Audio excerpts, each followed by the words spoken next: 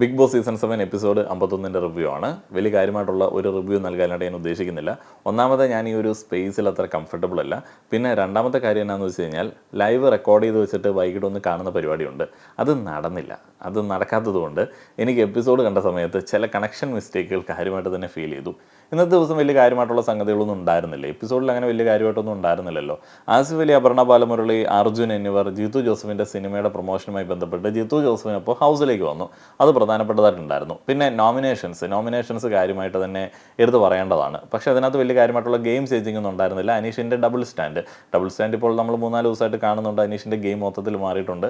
അനീഷിനെ ഇഷ്ടപ്പെടുന്ന ആളുകളിൽ കുറേയധികം ആളുകൾക്കെങ്കിലും അതൃപ്തി ഉണ്ടാവാനായിട്ടുള്ള സാധ്യതയുണ്ട്. അതെടുത്ത് പറയാൻ പറ്റുന്ന കാര്യമാണ്.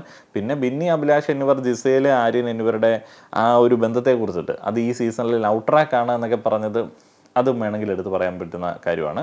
പിന്നെ ആദില, അനീഷ് അവരുടെ ആ ഒരു പരിപാടി, ആദിലയുടെ ആ ഒരു സുബ്രൂട്ടൻ എന്നൊക്കെ പറഞ്ഞിട്ട് അനീഷിനെ ഇങ്ങനെ ഇറിറ്റേറ്റ് ചെയ്യിപ്പിക്കുന്ന ആ ഒരു പരിപാടി, അത് അനീഷിനെ ഒന്ന് എന്താ ഉദ്ദേശിക്കുന്നത് എനിക്കറിയത്തില്ല. അത് രസകരമാണോ? എനിക്കത്ര വലിയ രസമായിട്ട് തോന്നുന്നില്ല. എന്താണെങ്കിലും അതൊരു സ്ട്രാറ്റജി ആയിട്ടൊക്കെ അതിലെടുക്കുന്നുണ്ട്. അനീഷ് ഇപ്പം 4 വാർഡിൽ നല്ല രീതിയിൽ തട്ടൊക്കെ കിട്ടി മുന്നോട്ടേക്ക് പോകുന്ന ഒരു കണ്ടസ്റ്റൻ്റാണ്. പിന്നെ ആര്യൻ, ജിസേൽ എന്നീ ആളുകളെ കുറിച്ചിട്ട് അഭിലാഷ്, ഓനിൽ എന്നിവർക്കിടയിൽ, സാബുമാൻ എന്നിവർക്കിടയിൽ നടന്നുകൊണ്ട് സംസാരം നിങ്ങൾ കേട്ടിരുന്നു. അതിൽ അഭിലാഷ് പറഞ്ഞ ഒരു കാര്യം എന്നെയും ചെറിയ രീതിയിൽ ഒന്ന് സ്വാധീനിച്ചിട്ടുണ്ട്. അഭിലാഷ് പറയുന്നത് ശരിയാണെന്നുണ്ടെങ്കിൽ ആര്യനെ കൊണ്ട് തുണി അലക്കിക്കുക, പാത്രം കഴിയിക്കുക, ബാത്റൂം കഴിയിക്കുക എന്നീ കാര്യങ്ങളൊക്കെ ജിസേൽ ചെയ്യിപ്പിക്കുന്നുണ്ട് എന്നുണ്ടെങ്കിൽ, അത് ആര്യൻ ചെയ്യുന്നുണ്ട് എന്നുണ്ടെങ്കിൽ ആ സെക്കൻഡ് ഏതൊരു അടിമ മനോഭാവമാണ്. അങ്ങനെ ചെയ്യിപ്പിക്കുന്ന ആ ഒരു രീതിയോടും എനിക്ക് തീരെ യോജിപ്പൊന്നുമില്ല. പിന്നെ എന്താണ്, ആര്യനെ കുറിച്ചിട്ട് പറയുമ്പോൾ പല ദിവസങ്ങളിലും കമൻറ്റ് ബോക്സിൽ ആളുകൾ പറയും ആര്യനെ നിങ്ങൾ സപ്പോർട്ട് ചെയ്യുന്നു. ആര്യനെ അങ്ങനെ സപ്പോർട്ട് ചെയ്യുന്നൊന്നുമില്ല. പക്ഷേ ആര്യനോട് എനിക്ക് വലിയ കാര്യമായിട്ടുള്ള വെറുപ്പോ അല്ലെങ്കിൽ ഇറിറ്റേഷനോ ഒന്നുമില്ല. ഹൗസിൽ എന്തെങ്കിലുമൊക്കെ ഒരു പരിപാടി ഒപ്പിക്കാനായിട്ട്, ഒറിജിനലായിട്ട് നിന്ന് പരിപാടി ഒപ്പിക്കാനായിട്ട് ആര്യനെ കൊണ്ട് വരത്തുള്ളൂ. പുള്ളി ഇമേജ് ഒന്നും നോക്കുന്നൊന്നുമില്ല. പുള്ളി വളരെ ഒറിജിനലായിട്ടാണ് ഗെയിം കളിക്കുന്നത്. ബാക്കി കുറേയധികം ആളുകൾ വെറുതെ ഫേക്കായിട്ട് അലിഗേഷൻസ് ഒക്കെ ഉന്നയിക്കുന്നു, മാസ്ക് ഇടുന്നു, അല്ലെങ്കിൽ മാസ്ക് കാണിക്കാനായിട്ട് ശ്രമിക്കുന്നു, അല്ലെങ്കിൽ ഹെയ്റ്റ് പ്രചരിപ്പിക്കുന്നു. ആരും അങ്ങനെയൊന്നുമില്ലല്ലോ.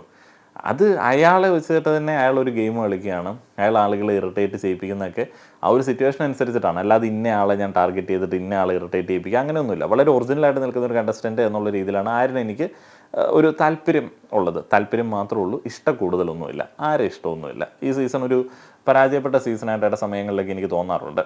പിന്നെ കഴിഞ്ഞ സീസണിലെ ജിൻഡോയായി മാറുമോ ലക്ഷ്മി എന്നുള്ളതിനെ കുറിച്ചിട്ടും എനിക്ക് ഒരു ചിന്തയുണ്ട്.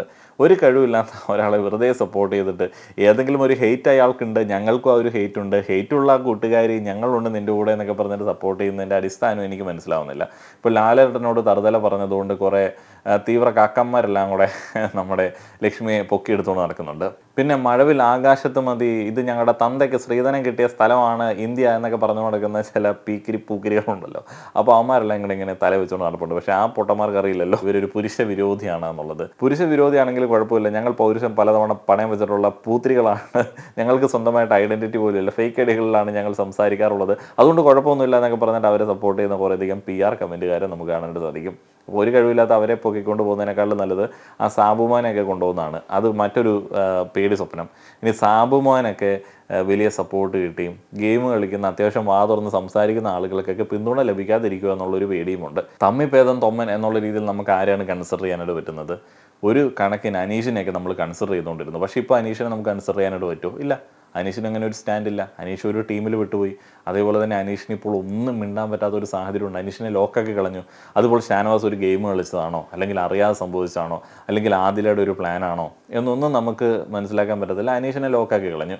വരുന്നവനും പോകുന്നവനും എല്ലാം അനീഷിനെ ഇങ്ങനെ ഒരു പരിപാടി ഉണ്ടല്ലോ, അനീഷിനെ ഇട്ട് കളിയാക്കുന്ന ഒരു പരിപാടിയുണ്ട്. ജിസേൽ പോലും അനീഷിനെ കൊണ്ട് ഡാൻസ് കളിപ്പിക്കുന്നു, പാപ്പ നിന്നെ കൈകൂട്ട് എന്നൊക്കെ പറഞ്ഞിട്ടുള്ള പരിപാടികൾ പോലുള്ള സംഭവങ്ങൾ ചെയ്യിപ്പിക്കുന്നു. അപ്പോൾ അനീഷ് മറ്റേ വലിയ കലിപ്പനായിട്ടുള്ള ഒരു ആൾ, എന്നാൽ ഉള്ളിൽ കോമഡിക്കാരൻ എന്നുള്ളൊരു രീതിയിലേക്കാണ് പല ആളുകളും കൺസിഡർ ചെയ്യുന്നത്. അപ്പം അങ്ങനെയൊക്കെയാണ് ഗെയിം പോകുന്നത്. അപ്പോൾ ഈ തമ്മിൽ ഭേദം തൊമ്മനായിട്ട് നമ്മളിപ്പോൾ ആരെ കൺസിഡർ ചെയ്യുമെന്നുള്ളൊരു കൺഫ്യൂഷനിലാണ് ഞാൻ നിൽക്കുന്നത്. ഇനി എപ്പിസോഡിലെ പ്രധാനപ്പെട്ട കാര്യങ്ങളിലേക്ക് പോവുകയാണെന്നുണ്ടെങ്കിൽ, ഒന്ന് ഓടിച്ച് പോവുകയാണെന്നുണ്ടെങ്കിൽ എടുത്ത് പറയാനായിട്ടുള്ളത് നെവിൻ്റെ മറ്റേ പിണക്കവും കുണ്ടിതവും ഒന്നും മാറിയില്ലേ? നെവിനെ ആ വീക്കെൻഡ് എപ്പിസോഡിൽ എടുത്തു വെച്ച് നെവിൻ ഒരു മിടുക്കനാണ്, നെവിൻ അങ്ങനെയല്ല തൊട്ടത്, ഇങ്ങനെയാണ് തൊട്ടത്, അല്ലെങ്കിൽ അങ്ങനെയല്ല നെവിൻ, ഇങ്ങനെയല്ല നെവിൻ എന്നൊക്കെ ആൾക്കാർ പറയുമെന്ന് നെവിൻ എക്സ്പെക്റ്റ് ചെയ്യാവോ? അല്ലെങ്കിൽ നെവിൻ എന്തൊരു മണ്ടനാണെന്ന് ഞാൻ ആലോചിക്കുന്നത്. അങ്ങനെ ഒരു ഇഷ്യൂ വന്നു കഴിഞ്ഞാൽ ആദിലയും ഷാനവാസും കൂടെയുള്ള ആൾക്കാരിൽ ചിലരും കള്ളം നോക്കിയിട്ട് പണി തരാനായിട്ടുള്ള സാധ്യതയുണ്ട്. അങ്ങനെയാണെന്നുണ്ടെങ്കിൽ ആകെ മൊത്തം നാറി പണ്ടാരടങ്ങിപ്പോയനെ. ഇപ്പോൾ വലിയ കുഴപ്പമൊന്നുമില്ല. അവിടെ നിന്നിട്ട് മറ്റേ ഇമോഷണൽ ഡ്രാമ കാണിച്ചു കഴിഞ്ഞാൽ ആളുകൾക്ക് ബോറടിക്കും. അതേപോലെ തന്നെ കാര്യമില്ലാത്തൊരു കാര്യത്തിന് ഇങ്ങനെ ഒരാളിങ്ങനെ മോന്ത തെറിപ്പിച്ച് നടക്കുന്ന കാണുമ്പോഴത്തേക്ക് നമുക്കൊരു നെഗറ്റിവിറ്റിയും ഫീൽ ചെയ്യുന്നുണ്ട്. ഇനി നോമിനേഷൻസിലേക്ക് വന്നു കഴിഞ്ഞാൽ നൂറ ഡയറക്റ്റ് നോമിനേറ്റ് ചെയ്തത് അക്ബറിനെയാണ്. 2 വോട്ടുകളോടെ ആര്യൻ, ജിസേൽ, സാബുമാൻ, ഷാനവാസ്, ആദില, അഭിലാഷ് എന്നിവർ നോമിനേഷനിലേക്ക് വന്നിട്ടുണ്ട്. ലക്ഷ്മിക്ക് 3 വോട്ടുണ്ട്, ബിന്നിക്ക് 3 വോട്ടുണ്ട്, അനീഷിന് 4 വോട്ടുണ്ട്, ജിഷിന് 5 വോട്ടുണ്ട്. അപ്പോൾ അതിനകത്ത് എടുത്തു പറയാനായിട്ട് എനിക്ക് തോന്നിയത് നമ്മുടെ അഭിലാഷ്, ബിന്നി എന്നിവർക്കൊക്കെ എതിരെയുള്ള ഒരു ഗെയിമാണ്. അത് ശ്രദ്ധിച്ചിട്ട് ആളുകൾ കളിക്കുന്ന ഒരു ഗെയിമാണ്. ബിന്നി ആൻഡ് അഭിലാഷിൻ്റെ ഇതൊരു സേഫ് ഗെയിമാണ്. ബാക്കിയുള്ള ആളുകൾ ഇത്ര റിസ്ക് എടുത്ത് കളിക്കുന്ന സമയത്ത് അവരിങ്ങനെ തട്ടിമുട്ടി സേഫായിട്ട് പോകുന്നത് ആളുകൾക്ക് ഇഷ്ടപ്പെടുന്നില്ല. അപ്പോൾ അതുകൊണ്ടാണ് ഈ കുത്തിത്തിരിപ്പ്, അതേപോലെ തന്നെ വെറുതെ ഇരുന്നിട്ട് ഏഷ്യന് വയ്ക്കുക എന്നീ കാര്യങ്ങളൊക്കെ ഇവർ ചെയ്യുന്നുണ്ട് എന്നൊക്കെ പറഞ്ഞിട്ട് ഇവരെ പിടിച്ച് നോമിനേറ്റ് ചെയ്യുന്നത്. നോമിനേഷൻസ് വളരെയധികം അത്യാവശ്യമായിട്ട് കിട്ടേണ്ട കണ്ടസ്റ്റൻസ് ആണ് ശരിക്കും അഭിലാഷും ബിന്നിയൊക്കെ. പക്ഷേ ബിന്നിയൊക്കെ ഉടനെ പോകുമോ എന്നുള്ളതിനെ കുറിച്ചിട്ട് എനിക്കറിയില്ല. കാരണം ബിന്നിയുടെ ഒരു ഗെയിമിന് ഒരു റോളുണ്ട് ഹൗസിൽ, ഒരു റോളുണ്ട് ബിന്നിയുടെ ഒരു ഗെയിമിന്. ബാക്കിയുള്ള ആളുകളെ പോലെ ഇങ്ങനെ ഗ്രാഫിക്കിങ്ങനെ അപ്പ് ആൻഡ് ഡൗൺ ആയിട്ട് പോയി പിന്നീട് ഇങ്ങനെ എന്തെങ്കിലുമൊക്കെ കിളി പോയിരിക്കുന്ന ഗെയിമല്ല ബിന്നിയുടേത്. ബിന്നി ഇങ്ങനെ കൺസിസ്റ്റൻ്റ് ആയിട്ട് എന്ത് ചെയ്യണമെന്നുള്ളതൊക്കെ വളരെയധികം ആലോചിച്ച് കുത്തിത്തിരിപ്പെങ്കിൽ കുത്തിത്തിരിപ്പ്, അല്ലെങ്കിൽ ചർച്ചയെങ്കിൽ ചർച്ച, അല്ലെങ്കിൽ വഴക്കിനിടയിലേക്ക് കയറുകയെങ്കിൽ അത് എന്നൊക്കെയുള്ള രീതിയിൽ മുന്നോട്ടേക്ക് പോകുന്ന ഒരാളാണ്. ഇന്നത്തെ എപ്പിസോഡിൻ്റെ അവസാനത്തെ ഫ്രെയിമും ബിന്നിയാണല്ലോ അപഹരിച്ചത്. കിച്ചൺ ക്യാപ്റ്റനാണ്, പാലെടുത്ത് ഒളിപ്പിച്ച് വയ്ക്കുന്നു. അപ്പോൾ എന്താണ് ബിന്നി ചെയ്യാൻ പോകുന്നതെന്നുള്ളത് നമുക്ക് നാളെ നോക്കാം. ഈ പാലൊക്കെ അവിടെ വെച്ച് കഴിഞ്ഞാൽ രാവിലെ ഈ ഭക്ഷണം കൊടുത്ത ആളുകളെ മയക്കുന്ന ആളുകൾ വരാൻ സാധ്യത ഉള്ളത് പ്രതീക്ഷിച്ചിട്ടായിരിക്കും ബിന്നി അതൊരു ഒളിപ്പിച്ച് വയ്ക്കുന്നത്. ജിസയിൽ രാവിലെ വരും, കാപ്പിയിട്ട് ആളുകൾക്ക് കൊടുക്കും. അപ്പം അങ്ങനെയൊക്കെയുള്ള പരിപാടിയൊക്കെ ഉണ്ടല്ലോ. അപ്പോൾ അതാണോ എന്നുള്ളത് നമുക്ക് കണ്ടറിയേണ്ടതുണ്ട്. അനീഷിൻ്റെ ഒരു ഡബിൾ സ്റ്റാമ്പ് നോമിനേഷനിൽ കണ്ടതാണ്. ആദിലെ നോമിനേറ്റ് ചെയ്യുന്നു, ഷാനവാസിനെ നോമിനേറ്റ് ചെയ്യുന്നില്ല. ആദിലെ നെവിനെ പാതാളത്തോളം താഴ്ത്തുന്ന രീതിയിലേക്കുള്ള ഒരു ആരോപണം ഉന്നയിച്ചു എന്നുള്ളതാണ് പറയുന്നത്. ശരിക്കും പറഞ്ഞു കഴിഞ്ഞാൽ അതിന് മരുന്നിട്ട് കൊടുത്തത് ആരാണ്? മരുന്നിട്ട് കൊടുത്തു എന്നുള്ളതല്ല, ആ ഒരു ആരോപണം വന്നത് തന്നെ ഷാനവാസിൻ്റെ അടുത്തു നിന്നാണ്. പിന്നെ അത് പറയട്ടെ എന്ന് ചോദിച്ച് എടുത്ത് പറഞ്ഞത് ആദിലയാണ് എന്നുള്ളതേ ഉള്ളൂ. പക്ഷേ അവിടെ അനീഷ് സൈഡ് വലിഞ്ഞു പോയി എന്ന് പറഞ്ഞാൽ അനീഷ് ലോക്കായിപ്പോയി. ഒരു ഫ്രണ്ട്ഷിപ്പ് കോംബോയിലും ആരും അടിമപ്പെടാത്ത രീതിയിലേക്ക്, അഭിപ്രായം പറയാൻ പറ്റാത്ത രീതിയിലേക്ക് ലോക്കായി പോയ ഒരു കണ്ടസ്റ്റൻ്റാണ് അനീഷ്. അങ്ങനെ ആകുമ്പോഴത്തേന് ഒറ്റയാൻ ഗെയിമൊന്നും ഇനി കളിക്കാൻ പറ്റില്ല. സാബുമോനൊക്കെ അനീഷിൻ്റെ കാര്യം ആ ഒരു ഗെയിമിനെ കുറിച്ചിട്ട് എടുത്ത് പറയുകയും ചെയ്തല്ലോ. പിന്നെ ജിഷിനെ ആളുകൾ കാര്യമായിട്ട് നോമിനേറ്റ് ചെയ്തിട്ടുണ്ട്. ആ ഒരു നോൺ വെജ് വാറ് നടത്തി പട്ടിണി കിടന്നത് പലർക്കും ഇഷ്ടപ്പെട്ടിട്ടില്ല. ഇതിനുശേഷം എൻ്റെ പ്രൊമോഷനുമായി അവർ വരുന്നതിൻ്റെ ഭാഗമായിട്ടുള്ള ഒരു സിനിമാ കഥ ടാസ്ക് ഉണ്ടായിരുന്നു. ഒരു സ്റ്റോറി ലൈൻ ട്രെയിലർ കണ്ടിട്ട് നമ്മൾ ക്രിയേറ്റ് ചെയ്യണം. അപ്പോൾ കണ്ടസ്റ്റൻസ് 2 ടീമായിട്ട് അത് ചെയ്തിട്ടുണ്ട്. അപ്പോൾ അതിൽ ഇഷ്ടപ്പെട്ട ടീം, ജിത്തു ജോസഫിനൊക്കെ ഇഷ്ടപ്പെട്ട ടീം ഷാനവാസ്, അനീഷ് എന്നിവരൊക്കെ ഉൾപ്പെടുന്ന ഒരു ടീമായിരുന്നു. അപ്പോൾ അവർക്കൊരു സമ്മാനമൊക്കെ കിട്ടി. അതിൻ്റെ ഭാഗമായിട്ട് സമ്മാനത്തിലുള്ള ആ ഒരു കാര്യങ്ങൾ എപ്പോൾ വേണമെങ്കിലും അവർക്ക് ക്ലെയിം ചെയ്യാം. അതൊരു കോയിനായിട്ടാണ് അവർക്ക് കൊടുത്തത്. ഒനിൽ ക്യാപ്റ്റനായിട്ടുള്ള ഹൗസാണ് ഈ ആഴ്ച നമുക്ക് കാണാനായിട്ട് സാധിക്കുന്നത്. അങ്ങനെ ഗ്രൂപ്പൊക്കെ മൊത്തത്തിൽ തിരിച്ചിട്ടുണ്ട്. കിച്ചൺ ടീമിൽ പിന്നെ കമ്പൾസറി ആയിട്ട് അനു ഉണ്ടാവേണ്ടതാണ്, അനു ഉണ്ട്. പിന്നെ വെസൽ ടീം ക്യാപ്റ്റനായിട്ട് അനീഷാണ്. അപ്പോൾ അനീഷ് വെസൽ ടീമിൽ കുറച്ച് പരിഷ്കാരങ്ങളും അതേപോലെ തന്നെ കുറച്ച് ഒരു സ്ട്രക്ചറും ഒക്കെ കൊണ്ടുവരാനായിട്ട് ശ്രമിക്കുന്നുണ്ട്. ആദിലെ വെസൽ ടീമിൽ അനീഷിനോടൊപ്പമാണ്. അതിൽ ഇങ്ങനെ അനീഷിനെ വെറുപ്പിച്ചുകൊണ്ടിരിക്കുന്നത് നമ്മൾ അവരുടെ ഒരു മീറ്റിങ്ങിൽ നമ്മൾ കണ്ടതാണ്. അപ്പോൾ ആ ഒരു വെറുപ്പിക്കലൊക്കെ ഇങ്ങനെ ഒരു പരിധി വരെയൊക്കെ അനീഷ് സഹിക്കുന്നുണ്ട്. പക്ഷേ അത് അനീഷിനെ കൊണ്ട് മാത്രമേ പറ്റത്തുള്ളൂ കേട്ടോ. എനിക്ക് അത്തരത്തിലുള്ള വെറുപ്പിക്കലുകൾ, എസ്പെഷ്യലി ഇങ്ങനെയുള്ള ഒരു ലൂസ് ടോക്ക് അടിക്കുന്ന സ്ത്രീകളുടെ ഭാഗത്തു നിന്ന് ഉണ്ടായിക്കഴിഞ്ഞാൽ എനിക്ക് നല്ല ദേഷ്യം വരും. അപ്പോൾ എനിക്കത് കണ്ട സമയത്ത് നല്ല ഇറിറ്റേഷൻ ഉണ്ടായി.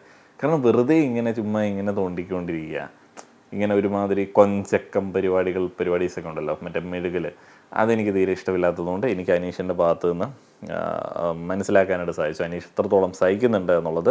വെജ് കഴിക്കുന്നവരും നോൺ വെജ് കഴിക്കുന്നവരുണ്ട്. അതേപോലെ തന്നെ പാത്രങ്ങൾ കഴുകുന്ന സമയത്തും വെജും നോൺ വെജും തമ്മിൽ വേർതിരിച്ചിട്ടുള്ള ഒരു കഴുക്ക് അവിടെ അനീഷ് പ്ലാൻ ചെയ്യുന്നുണ്ട്. അപ്പോൾ ജിസേൽ, ജിഷിൻ എന്നിവർക്കൊരു സ്പെഷ്യൽ കൺസെഷൻ കൊടുക്കാനായിട്ട് അനീഷ് പ്ലാൻ ചെയ്തു. അപ്പോൾ ആദിൽ അതിനോട് സഹകരിക്കുന്നില്ല എന്ന് പറയുന്നു. വെറുതെ സഹകരിക്കുന്നില്ല എന്ന് പറയുന്നു. പണിയെടുക്കാതിരിക്കാൻ വേണ്ടിയുള്ള ഒരു അടവായിട്ട് അതിലത് എടുക്കരുത് എന്നൊക്കെ അനീഷ് ഉപദേശിക്കുന്നു. അതിനുശേഷം ജിസയിലും അനീഷും പാത്രങ്ങൾ ഡാൻസ് ചെയ്തും പാട്ടുപാടിയൊക്കെ കഴുകുന്നതാണ് നമ്മൾ കാണുന്നത്. ഇതിനുശേഷം BB അവാർഡ്സ് എന്ന് പറയുന്ന ഒരു എൻ്റർടൈൻമെൻറ്റ് പ്രതീക്ഷിച്ചിട്ടുള്ള ഒരു ടാസ്ക് ഉണ്ടായിരുന്നു. അത് വലിയ കുഴപ്പമുണ്ടായിരുന്നില്ല, അത് രസമുണ്ടായിരുന്നു. അപ്പോൾ അവരുടെ ഒരു വോട്ടിംഗ് പരിപാടിയൊക്കെ അടിസ്ഥാനപ്പെടുത്തി ആളുകളെ ഓരോ അവാർഡുകൾക്കായിട്ട് സെലക്ട് ചെയ്തിട്ടുണ്ട്. പുറത്തിറങ്ങിയാൽ ഏറ്റവും കൂടുതൽ ആളുകൾ തിരിച്ചറിയാൻ സാധ്യതയുള്ള ആൾ നെവിനായിട്ടാണ് അവർ സെലക്ട് ചെയ്തത്.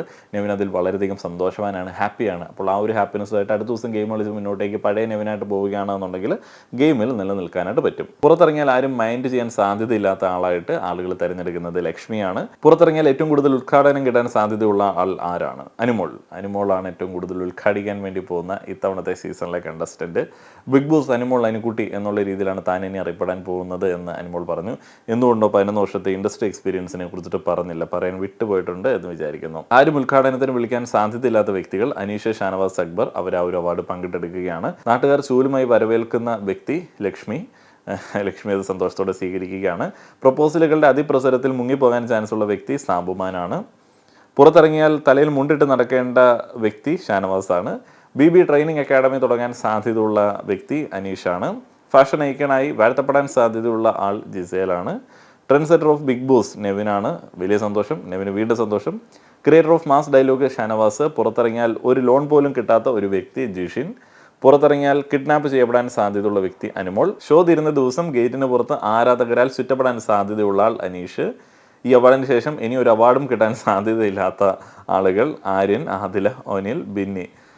പിന്നെ ക്രിയേറ്റീവ് ഹെഡായി നെക്സ്റ്റ് ബിഗ് ബോസ് സീസണിൽ വരാൻ സാധ്യതയുള്ള ആളായി ഒനിലിനെ തിരഞ്ഞെടുക്കുന്നുണ്ട്. പിന്നെ മഞ്ഞപ്പത്രം തുടങ്ങാൻ സാധ്യതയുള്ള ആളായി അക്ബറിനെ തിരഞ്ഞെടുക്കുന്നുണ്ട്. സാബുമോൻ, ഒനിൽ, അഭിലാഷ് എന്നിവർ ആര്യൻ, ജിസേൽ എന്നിവരുടെ ആ ഒരു കോംബോയെ കുറിച്ചിട്ടൊക്കെ പറയുകയാണ്. അപ്പോൾ അതിനകത്ത് ജിസേൽ ആര്യനെ അടിമയാക്കി വെക്കുന്നു എന്നൊക്കെയുള്ള അഭിപ്രായങ്ങളൊക്കെയാണ് അഭിലാഷിനൊക്കെ ഉള്ളത്. ഒനിലിനും ആ ഒരു അഭിപ്രായമൊക്കെയാണുള്ളത്. അവിടെ ഒരു സൈഡിൽ കാര്യക്ഷമമായിട്ട് വെസൽ പരിപാടികൾ നടക്കുന്നുണ്ട്. പിന്നെ നമ്മൾ ഒരു ലേറ്റ് നൈറ്റ് വിഷ്വലാണ് കണ്ടത്. അതിൽ പല ആളുകളുടെയും മുഖത്ത് എന്തോ ക്രീം ഒഴിക്കുന്നു. ഓരോരോ ഫണ്ണ് പരിപാടികൾ, അത് രസമായിരിക്കും, അവിടെ അത് രസമായിരിക്കും. നമുക്കിത് എപ്പിസോഡിൽ കാണുന്ന സമയത്ത് അത്ര രസമായിട്ടൊന്നും തോന്നുന്നില്ല. പൊതുവെ എനിക്ക് ഈ ആദിലയുടെ ഈ പരിപാടികളെന്തോ ആസ്വദിക്കാൻ പറ്റണില്ല. നിങ്ങൾ അഭിപ്രായങ്ങൾ പറയുക. നന്ദി.